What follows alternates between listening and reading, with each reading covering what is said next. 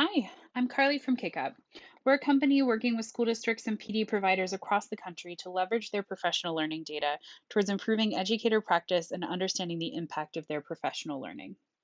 I'm really excited to get you started on your weekly pulses, which is a tool we know districts are finding especially helpful during COVID to understand the educator needs that are developing week by week. In this video, I'm going to focus on one, making sure that you're ready to collect your data, and two, walking you through a sample report just to give you a quick idea of what your data is going to look like and how you can use it once it's collected. So to get started, I want to talk first about your data collection. In your email inviting you to join KickUp, you received a custom link to your Quick Pulse form. That link should look something like kickup.co/your organization's name. That link and that URL is going to stay the same each week. So you can go ahead and bookmark it. You can pin it in within like your Google Classroom. You can share that link out. Within that form, though, your pulses are going to rotate each week. And so the rotating prompts will update each Monday morning by 11 a.m. for that week. So you'll see it set to your week one, which is this baseline question, until you actually start receiving data, at which point week two will update the following Monday. So stick with me here. As an example, say that you send out your survey on Wednesday. You'll collect that week one data Wednesday, Thursday, and Friday. The following Monday at 11 a.m., the form will update to week two. And then you'll have all week to collect week two's data. The next Monday, it'll update to week three. So every Monday at 11 a.m. is when your prompt's going to update. So with that said, obviously the key to any really rich data collection always comes down to response rates. I wanted to share just a couple quick tips for maximizing your response rates specific to the Pulse tool. The first is that because you are collecting data across 10 weeks, one of our recommendations is to keep the same date for your collection. So you're really trying to build a data habit here, which is easiest when you're repeating the action. We typically recommend Tuesdays, Wednesdays, or Thursdays to avoid the rush of Mondays and the busyness of Fridays. So pick one of those dates and stick with it. The second is send at least one personal reminder within 24 hours of your original send. So say that you send out your quick pulse around 10 o'clock in the morning. It can be as simple as just following up in that same email thread to just say, hey guys, don't forget to complete this today. Three, make sure that you're sharing how the data is going to be used. So even though this survey is only 3 minutes or less, we're trying to take up as little time as out of an educator's day as possible. You still want to get them invested in why you're asking for the data and why they should make time for this within their day. And lastly, kind of similar to that point, is make sure that you're closing your feedback loop with screenshots of their data or stories on how you use the data. Anytime you can say, we heard this, so we did this, it can really just move mountains for your response rates. You might also consider sharing part of this video just to give them a sense of what the data is going to look like. That can be especially impactful with folks like your principals or your instructional coaches who are providing building level supports as they try to invest the educators within their building in understanding why this data is being collected. So I'm going to hop into KickUp now just to show you what this report looks like and how you access it. So when you log into KickUp, you're always going to go to pulse.kickup.co and you will log in. Your screen should look similar to mine, although you may currently only have one report, which is the Getting Started report. That's completely fine. Your report's going to show up automatically, your Quick Pulse, as soon as you have one data piece submitted. So you must have at least one response, and it takes about 15 minutes or less to process, and you'll automatically see your report appear with no additional action needed from you. So I'm going to hop into a sample just to give you an idea of what it looks like. And if this is your first time looking at a KickUp report, just to kind of orient you, at the top, you are going to see how many submissions are being counted and when the last one was received. There's also a quick link here to view your data collection tool.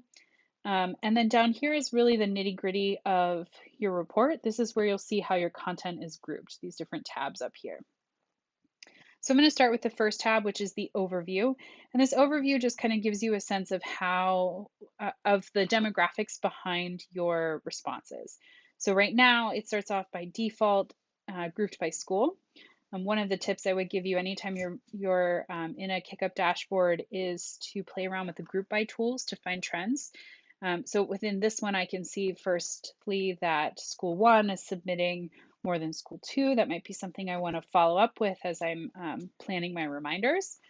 I could also look at this across roles, so I could see potentially that maybe a content group like a math teachers are submitting more than my English teachers are.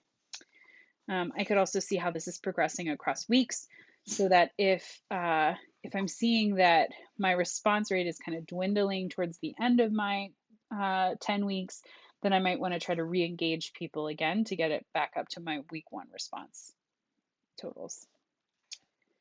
Tab 2 is going to tell me about these rotating prompts, the reflections that my educators gave me within individual domains. So hopping right into it, if I scroll down, I can see first my baseline prompt. The baseline prompt is one of the most useful parts of my Quick Pulse because it gives me a temperature check across at 3 points of time. And so here I can see right now in this heat map, I'm viewing the responses to overall, how equipped do you feel to support online learning? I'm seeing my responses in week 1, in week 5, and in week 10. So this is the average score across I believe, 4-point rubric. And if I hover over it, it shows me what those rubric choices were and how the individual responses fell within them. So I can see that my educators seem to be feeling more equipped as time goes on.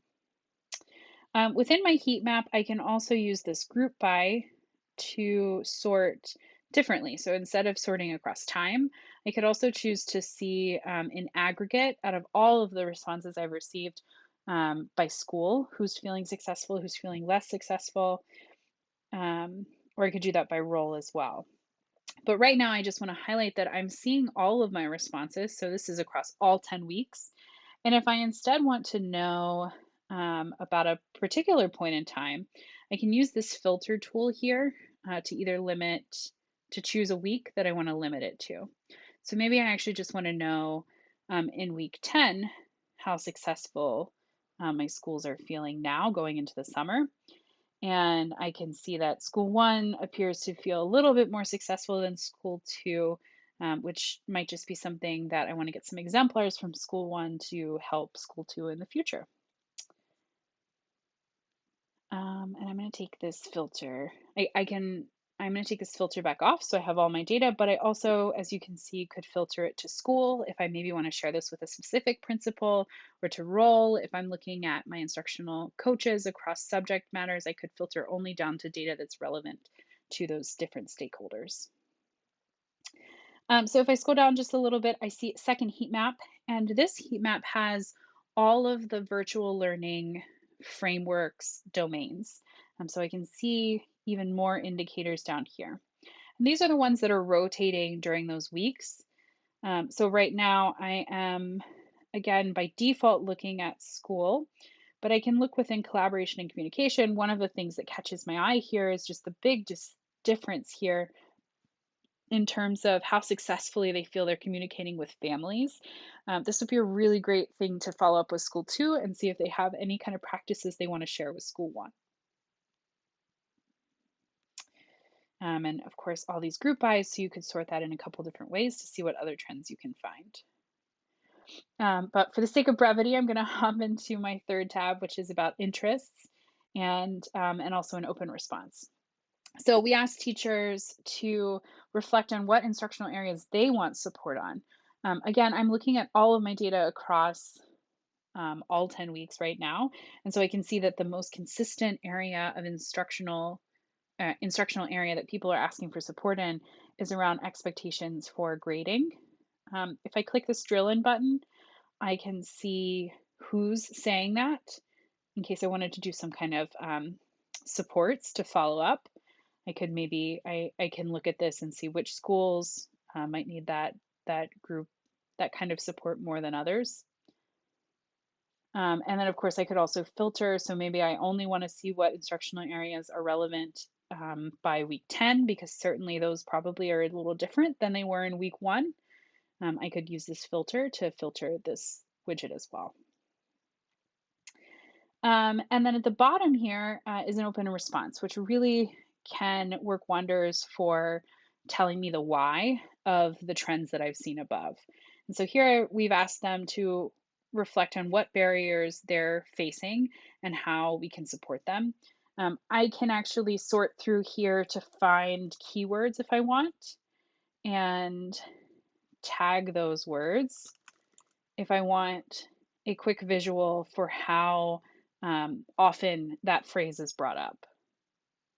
So you can imagine with more data, this might look like a more compelling trend, but you get a nice little bar graph up at the top here. And then my very last tab is all submissions and support requests. This is a nice, this gives me a nice view of all of the people who have requested that I follow up with them for support. They shared their emails if they wanted that. I also can use this button here to download all of my responses into a CSV, or I can just go through the full list of submissions here in case I need that. So that's it for now. Obviously, there's so many things I'd like to show you about this Quick Pulse report and other ways that I could group and segment my data to find trends. But I am going to include a link below this video for you in case you'd like to schedule some time with one of our team members. We'll take you through the report with your data and give you a couple more tips and tools for how to use this report to improve support in your district. We also can give you a shareable link so that you can share this across your district to principals and coaches and others who you may want to access this data as well. So link will be below the video. Please don't be shy. Feel free to schedule some time or reach out to us at info@kickup.co if you're having any issues or have any questions, or there are other ways that we can support your team. Please don't hesitate to reach out.